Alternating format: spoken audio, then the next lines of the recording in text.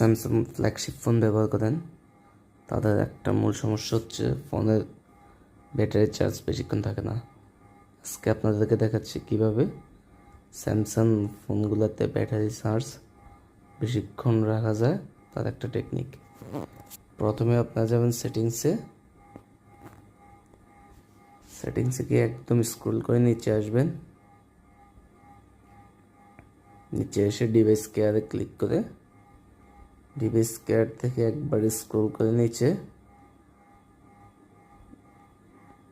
Performance profile এখানে light করে দিবেন।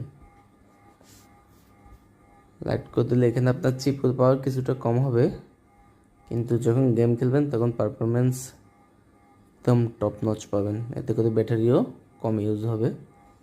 তারপর আবার ব্যাগে আসেন, ব্যাগে আসে এখানে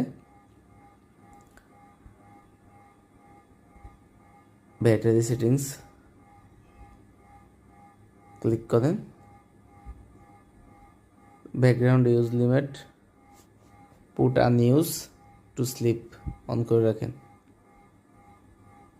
তাহলে এখানে আপনার আনইউজ যে সবগুলো অ্যাপস আছে ওগুলো ব্যাকগ্রাউন্ডে রান হবে না। এতে করে আপনার ফোনের চার্জ অনেকক্ষণ বেশি টিকবে।